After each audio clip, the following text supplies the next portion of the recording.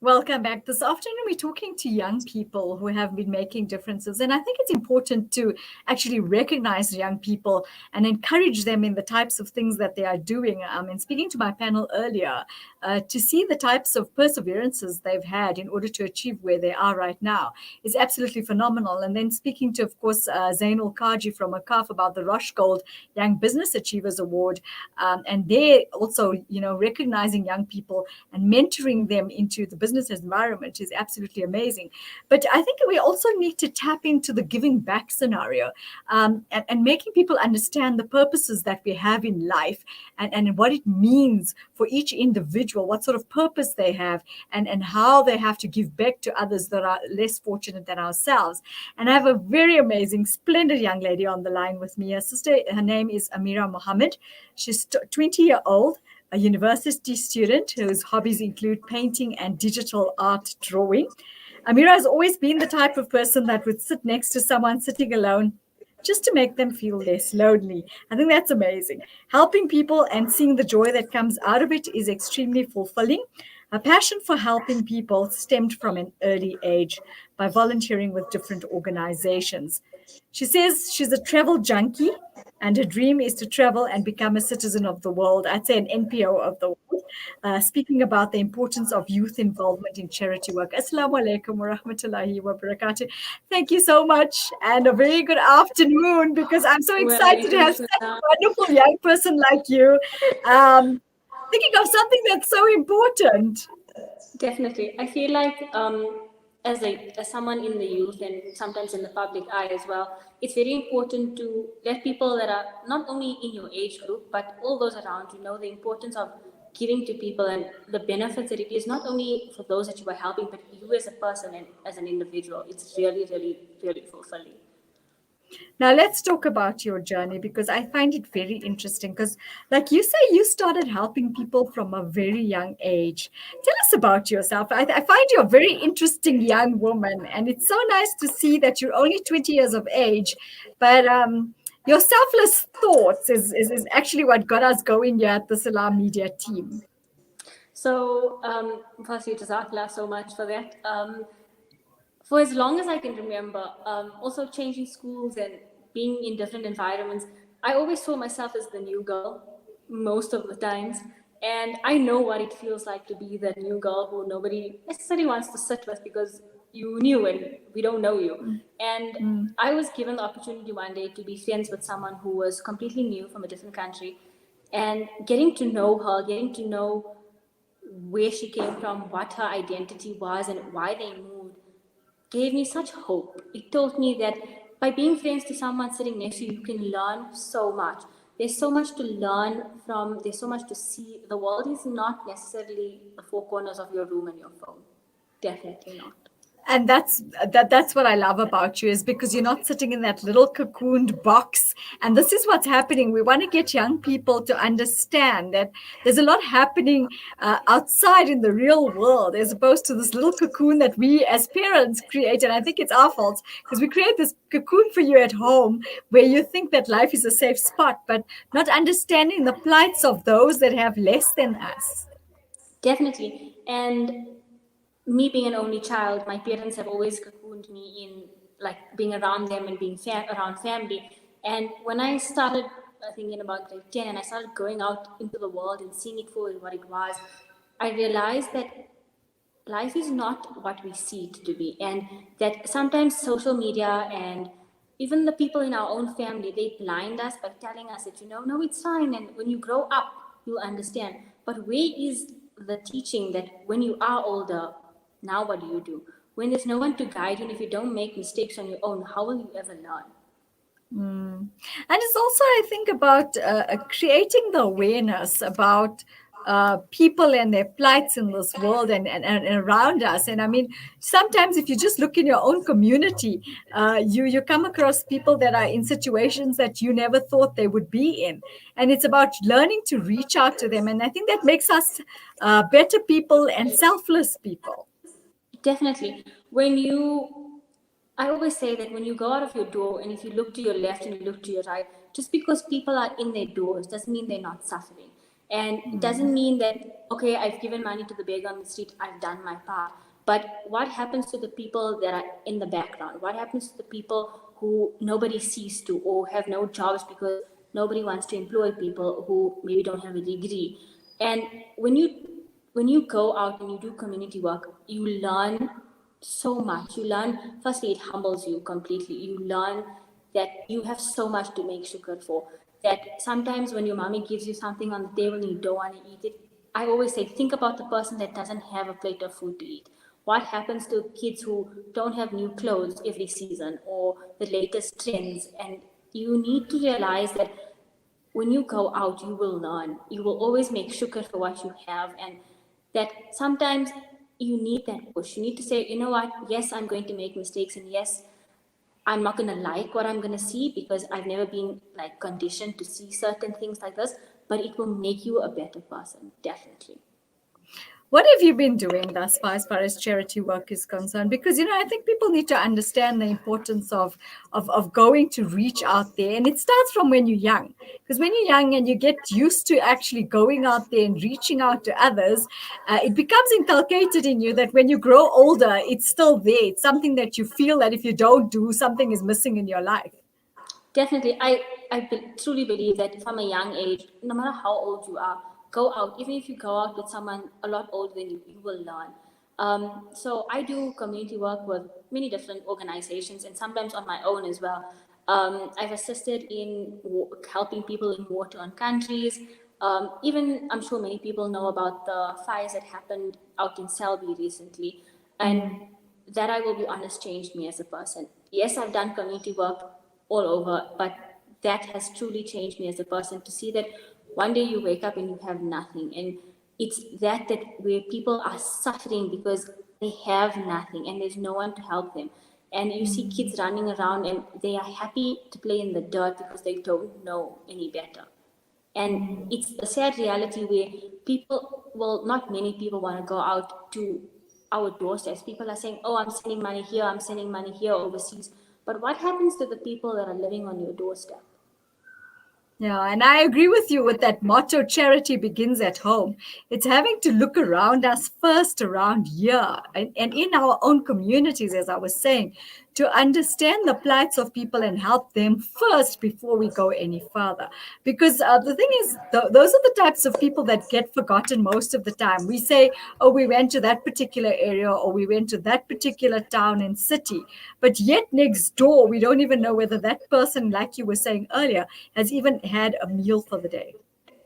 Definitely. And there's so much in our area, well, from wherever you are, that you can help by making a difference. For example, there's so many schools that I've seen in and out of our areas that have no access to resources. And it's a school, and people drive past and think, oh, well, it's a school and it's functioning. But no, they are not functioning because nobody has offered to help.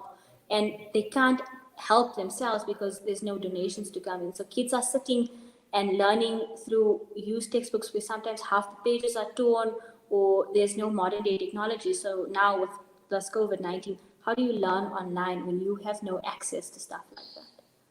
I'm glad that you brought that up because I think many a time people don't realize that they've taken that for granted that you're in your environment. Here's your computer, here's your online stuff, get busy, get going. But the people in the rural areas are the ones that are suffering the most because they Exactly. have no access to it. And how do they, bridge the gap between learning when there's no access to having anything? So it's having to think about, I think, for opportunities and ways to maybe get the notes out to them or in some way maybe get somebody to donate. But then again, it's the online thing, access to Wi-Fi. So it's all those types of constraints that we got to look at. And it's nice to see young people like yourself getting involved. When you say you've been to war-torn countries, talk to us about your experiences. What was it like for you as a young So person? for me as a young person who, like I said, was always cocooned by her parents and family, to see the plight of young people, old people, and newborn babies, it's literally mind blowing because you go and you see what is in front of you is pretty buildings and nice malls and all of that. But when you turn the corner and you see fires, you see broken down homes. You see kids that have like one piece of clothing on, or sometimes they don't even have clothing on and they're holding on to their parents for warmth, and it breaks you as a person because naturally you look at kids and you want them to be happy and playing around and have like the Mm. best of things in life, and here kids are struggling, here kids are disease struck, and it's really really really sad. Do you see yourself, Amira, starting your own NPO, or would you like other students and young people like yourself to join you in the endeavors that you go out and do with other organizations? Because I always say many hands make light work, but it's also about the more people that go out there, the more you can reach out. Definitely. I do feel, though, as someone who has started from a young age, it's good to start with an organization or a group of people that have done it before, whereby you learn from experience. But I do feel, as an individual, I would maybe like to start my own with people my age. So empowering youth, and I feel like by going door to door, you can make so much of a difference. You can help by being young. You don't necessarily have to have all the resources, but by just like informing people and telling them, listen, in our area there's so much that needs to be done. Let's get together, let's get hands and see how much we can do to help our community at large. We don't necessarily have to go big scale, but it's at home that matters the most. There's an amazing young foundation that actually goes out, and they started off in the Hillbrow area with an orphanage, doing a lot of work for those kids there. So if you'd like, I'll get our producer to give you the details. Please do. They're called the Balloon Foundation with Sister Atya Ganshi. They're really doing some amazing work, going out doing milestones of things within our areas and around. And I mean, going into the Hillbrow area is not the easiest of things, but having to have recognized what those little orphans were going through and what sorts of situations they were in, I think with them going in there making those differences has created milestones, because they've tried to actually create a better environment for where they've been in. So maybe that's something for you to look at, to be able to reach out even further. And this is what I say is it's not it's about young people all collaborating together, and the more of us that collaborate together, whether young or old, the further that you can reach out, actually, the better. Because this is what it's about in South Africa, is about creating that Ubuntu. And I don't know about you, but through COVID-19 and having to speak to so many guests, we found out that this Ubuntu is really growing, and it's growing rapidly. People have actually created many support structures out there, or have actually merged with other people to be able to reach out even further. So maybe that's something for you to look at. Definitely, it will be absolute pleasure. Yes. So talk to us about your involvement. You say you're a travel junkie, and has this maybe edged you on to become, should we say, the little citizen that goes out there trying to make a difference in these war-torn countries? And it's so amazing to see a person as young as yourself going out there and experiencing the experience and coming back with it to be able to, I think, create an awareness and educate people about the situation that is happening on the ground there, because I think many a times we don't see the actual facts. Definitely. And I do remember once going to a very posh first world country, and what I saw was not very posh and like first world country, because they people believe that if you don't have money, you are nothing. So yes, majority of the population is very well off, but those that do not have all of that are below the brink of poverty. For example, I went into a country and the beggars there, they get kicked around, they get poured water on, they don't give, they're not given even a cent to help them, uplift them in any way whatsoever. And I always say that here, we will see a beggar on the side of the road and we will feel sorry and we'll pull out a 5 rand and we'll give it to him. And we'll say, yes, okay, I know he's going to do drugs, but I'm trying to help him. Maybe he'll buy food. But it's not the case. And I always say that social media shows you all glam and glory and everything's okay in first world countries, but they're none the better than us. And here in our country also, we see influencers always saying, yes, I'm going out to help here and there, but they don't show you what really happens in the background, all the effort and the pain. And sometimes you sit and you cry because you see how people are suffering, and you come home and you are so tired, but you feel like you just need to do more because there's not enough being done. And it's having to look for the opportunities for them to be able to try and empower them in some way or the other.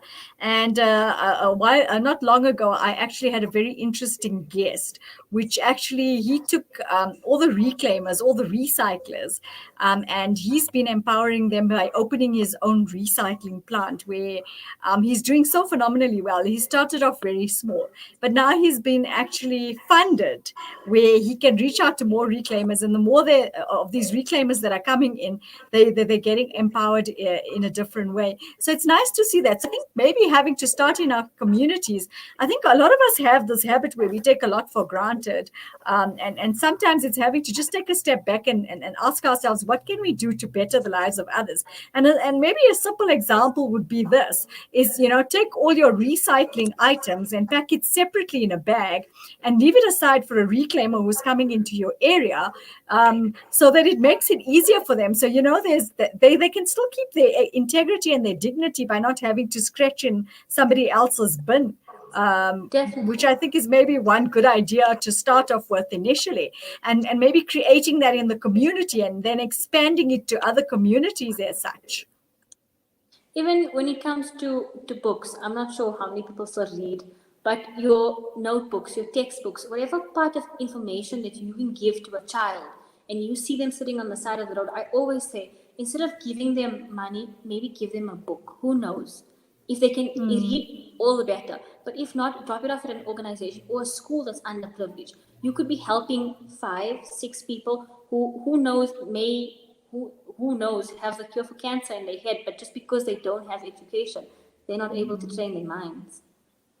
You know what? You're so right. Because I read a phenomenal story the other day about a gentleman who's now, I mean, with COVID-19 made a difference. And he started off with not even being a doctor and went and did a procedure where, the person's lungs had all these, should we say, clots in them. And he did this procedure and saved so many COVID-19 patients. So people like Dr. Taban are actually, should we say, commendable, because the thing is, nothing stops them overcoming those challenges and turning their lives around for the better. But it's for us, I think, and this is what I actually acknowledge and commend you about, is from a young person level to be able to understand that you can make a difference in a person's life and turn it around and help them overcome their challenges by supporting them in some little way or the other. And as they say, a little goes a long way. Exactly. By helping someone, you don't necessarily have to give them money or books or whatever. Exactly. Sometimes to sit and talk to someone and actually like listen to what they have to say makes them feel better and makes you appreciative for the life that you have. Also, many people say that you have to give money or whatever. What happens to smiling at someone at the robot? What happens to giving someone a hug when you see they're having a bad day? All of that is act of charity. All of that helps someone go a long way throughout their day. You can make a difference without even knowing it. And you're right, because even that little just makes them feel as though they have some value or the other. I mean, it's not the easiest of things having to stand on a street corner begging for some money or food to actually get by through the day. Definitely. And it's also those kids that you see on the side of the robot. Have a conversation with them. Sometimes you can learn so much from them that you thought you could never learn before. We look down at people because we think, oh, we are in a better position, but that's not necessarily the case. It's sometimes the security guard or the person who comes to pick up your bin that you can learn so much from. True. What does it mean for you when you go out there and you interact with these kinds of people, and you come back and you know that you've empowered someone in some way or you've made a difference in their life for the day?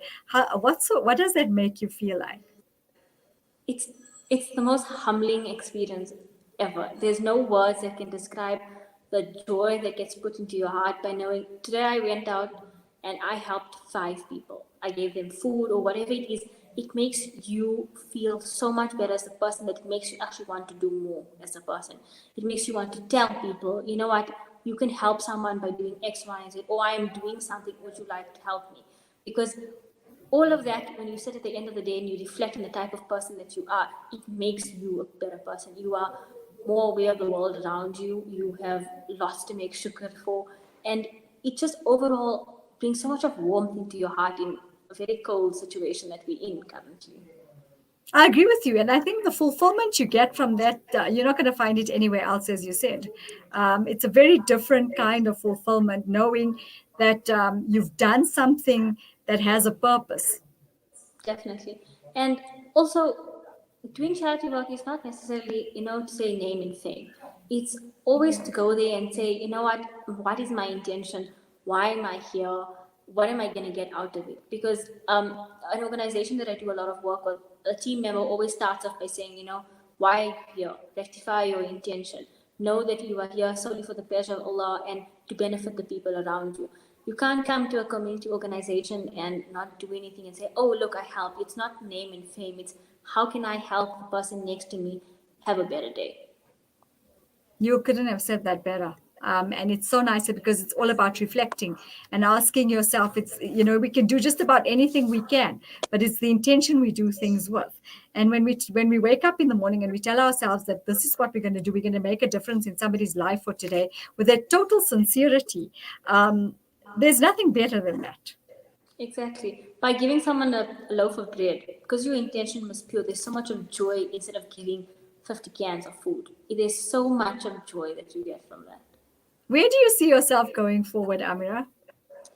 As a future educator, I think I see myself helping those less fortunate. I've always told my parents that it's the kids that struggle to learn. It's the kids that have learning disabilities, or even those with Down syndrome, that people don't generally flock towards to try and help them. They're always left on the sideline to defend for themselves by, I don't know, becoming whatever they can or struggling to learn. And we don't know, like I said earlier, it's those kids that can make a world of a difference in our world where we have everything that is so routine, so set forward, where everyone is so normal in a way. But it's those outstanding kids where they can show you life completely differently.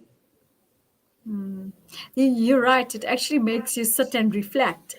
You ask yourself where you're at and where you'd like to head to, and what sort of purpose you'd like to fulfill in your life. Because I always have this motto that we're all sent here with a purpose. And I think some of us are put in the situations where our purpose is to be able to help others and empower other people and fulfill their needs, of course, through feeding them and looking after them and helping them uplift themselves. Definitely. And as someone, or anyone for that matter, if you can go out and if you can make a difference, making a difference doesn't necessarily mean, I'm going to go out and I'm going to give 5 loaves of bread. It's about telling people, it's about informing people about what is happening. And by doing that, you never know the next donor for another school could be on your WhatsApp call list or whatever it may be, the person that could be sitting next to you at a restaurant. It's all about how you can make a small difference, no matter what way it is. That's so true. What message would you like to leave our young listeners with? What do you think is the most important thing they need to know? Do community work, no matter what it is. You will never ever go wrong in that in your life. You become a better person. Firstly, you learn so many different skills and better yourself as an individual. And the most important thing that I feel I've learned from community work is teamwork. It's how to be tolerant of the people that are in and around you and how you can learn from them without getting upset over like the silly things that people do. And you make lots of shukr for that you have. Yeah, that's amazing. Where do you see yourself going forward? Hopefully with my own organization or even my own school to help those that can't help themselves. Wow, that's absolutely amazing. Well, you'll have our support, and we're going to keep watching your journey and following it through. I think it's a very commendable thing for a person as young as yourself, wanting to go out there and be so selfless and give back to those that are in dire need. Because I think that's what the essence of life is about: is having to realize. And I think this is what COVID-19 has taught us. It's grounded us and made us realize that we need to reflect on our lives, and reconnect with our Creator and understand what is the most important thing and what purpose we are here for. And I think you've done all of that. So we want to congratulate you for all your achievements thus far. Wish you the nothing but the best of success going forward. Allah open your doors in many directions to be able to reach out to those that are in dire need. You're always welcome to join us here at Salam Media with any of our endeavors. And we want to thank you for joining us this afternoon and inspiring all those young people to, again, reflect on what they're doing and taking their free time and using it towards a better purpose. Jazakallah so much for having me. Thank you so much. It was a pleasure for you joining us. And as I said, a very commendable individual. Thank you. Assalamu alaikum. That was, of course, Ameera, and she's Mohammed. And what an amazing individual, wanting to give back in many directions and making people understand the importance and the purpose that young people have in our lives every single day, and wanting to go out and, of course, make others feel better by creating those differences. So think about that. We're going to go for a quick break. We'll be back with you in a bit.